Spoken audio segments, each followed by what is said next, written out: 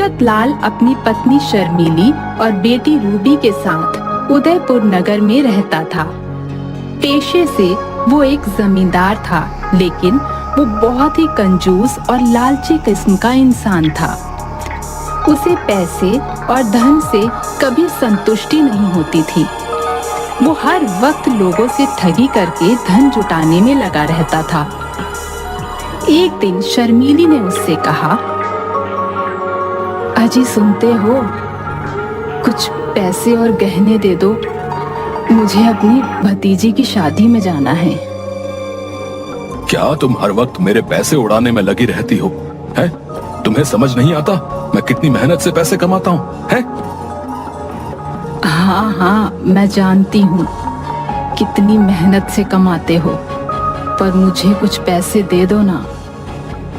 मन ही मन सोचते हुए बोली, सबसे लूटते जो रहते हो। नहीं नहीं, मेरे पास कोई पैसे नहीं है, तुम मत जाओ किसी शादी वादी में। शर्मीली के बहुत बोलने पर भी मंगत लाल उसको पैसे नहीं देता और डांट कर उसे शादी में जाने से मना कर देता है। उसके बाद वो घर से ठगी करने निकल जाता है। उसके पास हमेशा एक तोता रहता था। इस तोते के भी बहुत खर्चे बढ़ रहे हैं, सिर्फ दिन भर खाता ही रहता है, कोई काम का तो है नहीं। इसको किसी काम में लगाता हूँ। तभी उसे रास्ते में बिरजू डाकिया बैंक से पैसे लेकर आता हुआ दिखता है। ये देखकर मंगत लाल ठगी की एक तरकीब सोचता है और जोर से बोलता है, तोते जा और बस स्टैंड पर बस वाले को रोक कर रखना, कहना मैं आ रहा हूँ बस थोड़ी देर में। मंगत लाल के ऐसा कहने पर तोता बस स्टैंड की तरफ उड़ जाता है। ये देखकर बिरजू को लगता है कि सच में ये तोता अपने मालिक का कहा मान रहा है। वाह भाई साहब, क्या ये तोता सच में तुम्हारा कहा मानता है?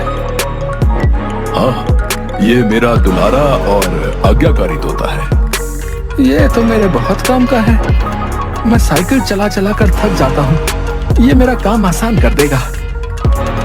आप क्या सोच रहे हैं? ये तोता खरीदने की कोशिश भी मत करना, क्योंकि ये मैं कभी नहीं दूंगा। ये मेरे बहुत काम का तोता है। ओ भाई, ये तोता प्लीज मुझे दे दो ना, मैं तुमको इसका सही दाम दूंगा। मंगत लाल साफ मना कर देता है। इससे बिरजू को और भी यकीन हो जाता है कि ये तोता सच में बहुत काम का होगा, इसलिए मंगत लाल नहीं देना चाहता है। फिर वो उसे थोड़ा ज्यादा पैसे देने को कहता है। भाई, मुझसे तुम इसके 200 रुपए ले लो और ये मुझे दे दो। नहीं भाई, इतना कीमती तोता 200 में तो बिल्कुल नहीं दूंगा। अरे भाई प्लीज मुझे दे दो ना। अच्छा तुम बताओ, तुम्हें कितने चाहिए? कम से कम 1000 रुपए, हालांकि ये भी कम ही है, लेकिन मैं मान जाऊंगा। मंगत लाल के 1000 रुपए मांगने पर बिरजू थोड़ा सोचता है, लेकिन फिर तोते की काबिलियत को देखकर मान जाता है। ठीक है भाई, अब तोता मुझे दे दो, ये मेरा कहा मानेगा ना? हाँ, अब तक तो ये मेरा कहा मानता था, लेकिन अब मैं इसके कान में कह दे रहा हूँ कि अब से तुम इसके मालिक हो और ये मेरी नहीं सुनेगा, सिर्फ तुम्हारी मानेगा। बिरजू उस तोते को लेकर अपने घर चला जाता है और वहां जाकर उस तोते को संदेश देने भेज देता है, पर वो तोता लौट कर नहीं आता। वो सुबह से शाम तक इंतजार करता है और फिर उसे बहुत गुस्सा आने लगता है। लगता है उस आदमी ने मुझे ठग लिया। रुको, अभी उसको मैं ढूंढने जाता हूँ, फिर उसको बताऊंगा। इधर मंगत लाल फिर से किसी और को ठगने के लिए वही रास्ते से जा रहा होता है। तभी बिरजू उसे वहां मिल जाता है और कहता है, अरे भाई, तुमने मुझे ठग लिया।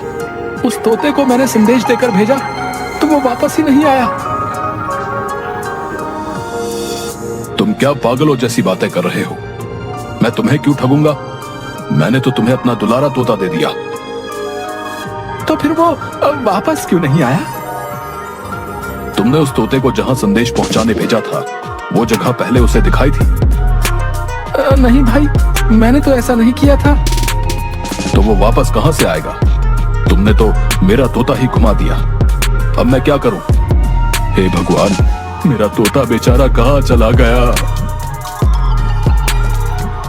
मंगत लाल को ऐसे रोता देखकर बिरजू को उसकी बात पर यकीन हो जाता है और वो वहां से अपना उदास चेहरा लेकर चला जाता है। इधर मंगत लाल ठगी करके बहुत खुश होता है।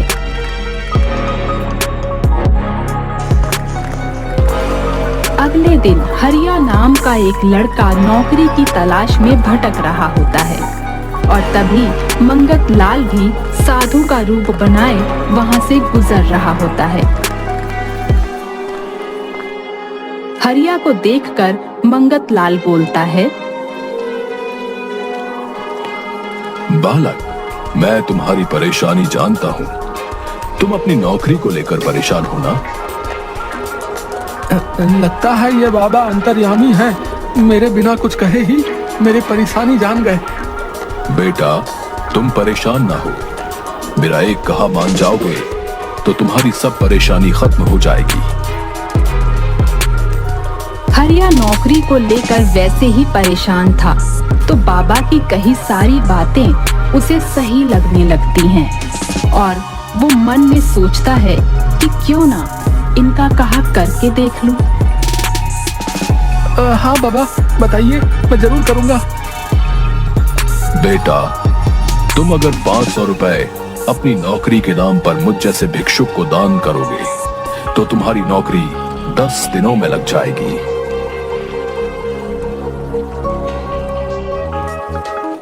मंगत लाल के इतना कहने पर हरिया थोड़ा परेशान होता है, पर बाबा की बातें सही समझकर वो ऐसा करने के लिए तैयार हो जाता है। फॉर्म भरने के लिए घर से मिले 1000 रुपए में से 500 वो मंगत लाल को दे देता है। ये लो बाबा 500, लेकिन मेरी नौकरी तो लग जाएगी ना? हाँ बेटा, जरूर 10 दिन बाद लग जाएगी। हरिया अपने घर की तरफ निकल जाता है और मंगत लाल उससे ठगी करके बड़ा खुश होकर अपने घर चला जाता है। 10 दिन बीत जाते हैं लेकिन हरिया की कोई नौकरी नहीं लगती। वो गली गली उस बाबा को ढूंढता है, लेकिन वो असली बाबा हो तभी तो कहीं दिखे, वो उसको कहीं नहीं मिलता। फिर एक दिन एक बिल्डर उसके गांव में आता है। वो सभी लोगों को अपना ऑफर बताता है। आप लोगों के लिए सुनहरा ऑफर है। आप लोग मुझे 1 लाख रुपए देंगे तो मैं बस 6 महीनों में 1 लाख पर 10,000 इंटरेस्ट दूंगा। क्या तुम सच में इतना बड़ा ऑफर दे रहे हो? कहीं तुम धोखा तो नहीं दोगे? नहीं साहब, मैं धोखा नहीं दूंगा। आप मेरा चेक ले सकते हैं, मैं साइन करके दूंगा। बिल्डर के ऐसा कहने पर मंगत लाल को बड़ा लालच आ जाता है। मैं कुछ पैसे देकर देखता हूँ। मंगत लाल बिल्डर को 5 लाख देता है। फिर जब 6 महीने बीत जाते हैं तो उसे बड़ा ही अच्छा रिटर्न मिलता है। फिर ये तरीका जानकर मंगत लाल भी दूसरे गांव में जाकर ऐसे ही लोगों से बहुत सारे पैसे इकट्ठा करके एक बैंक का चेक साइन कर लोगों को दे देता है। फिर घर आकर पैसे गिनता है। आपको इतने सारे पैसे कहाँ से मिल गए? मैं पैसे मांगती हूँ तो आप मुझे नहीं देते। अब तुम मेरे पैसे को नजर लगा रही हो, हैं? मेरी इतनी अच्छी आमदनी हो रही है, अब चलो जाओ यहाँ से। हैं? मंगत लाल अपनी पत्नी को डांट कर भगा देता है। जैसे ही लोगों को दिया हुआ समय पूरा होता है तो वो अपना बैंक खाता बंद करवा देता है। फिर वो लोग उस खाते से पैसे नहीं निकाल पाते और मंगत लाल की बहुत खोज करते हैं, लेकिन वो उन्हें नहीं मिलता।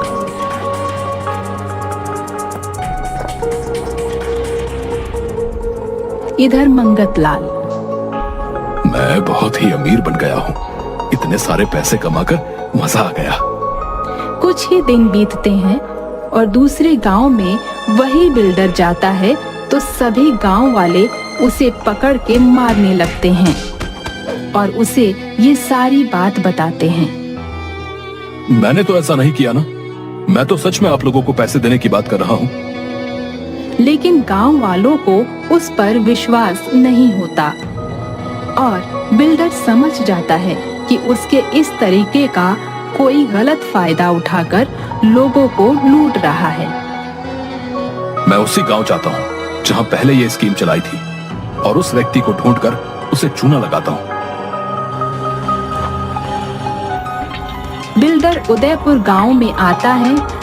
पैसों से माला माल हुआ मंगत लाल लोन देने के पोस्टर लिए रास्ते से जा रहा होता है। ये देखकर, अच्छा, ये वही व्यक्ति है जिसने हमारी स्कीम का गलत फायदा उठाया।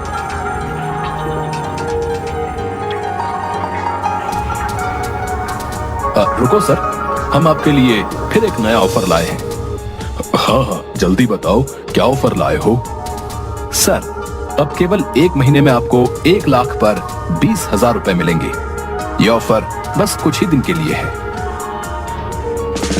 ये तो बड़ा ही अच्छा ऑफर है। रुको, मैं सारी जमीन और धन को इसमें लगा देता हूँ। कुछ ही महीनों में इतने पैसे कमाकर अपनी बेटी की अच्छे घर में शादी करूंगा और मैं बहुत अमीर भी हो जाऊंगा। मंगत लाल बहुत ही खुशी से अपने घर आता है और अपनी जमीन के सारे कागजात और रुपए ले जाकर उस बिल्डर को दे देता है और बिल्डर से चेक साइन करा लेता है। आपका इतना बड़ा इन्वेस्टमेंट करने के लिए धन्यवाद। आपको बहुत ही ज्यादा अच्छा रिटर्न मिलेगा। दिल थाम कर बैठे रहिएगा। फिर बिल्डर चला जाता है और जाकर वो बैंक खाता बंद करवा देता है।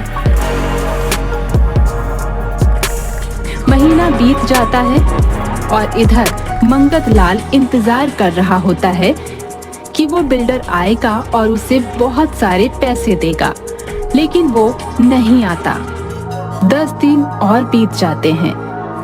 फिर वो बैंक के चक्कर लगाता है तो उसे पता चलता है कि ये बैंक अकाउंट बंद हो गया है। वो सर पर हाथ रखकर बैठ जाता है।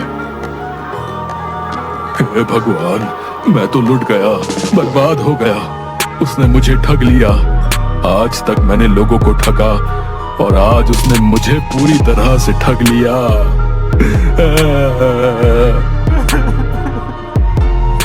मंगत लाल रोते रोते घर आता है। उसकी बेटी और पत्नी शर्मिली उसका उदास चेहरा देखकर पूछती हैं, तो वो सारी कहानी बताता है।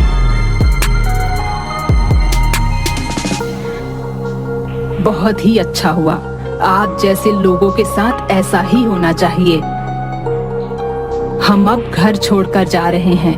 मैं तुम्हारे साथ अब कभी नहीं रहूंगी। नहीं नहीं, मुझे अकेला छोड़कर मत जाओ। मुझे माफ कर दो। आज के बाद कभी ठगी नहीं करूंगा।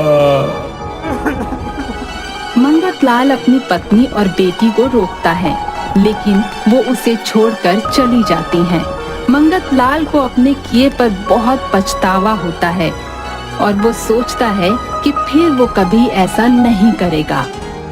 सीख: हमें कभी भी किसी को धोखा देकर पैसे नहीं कमाने चाहिए।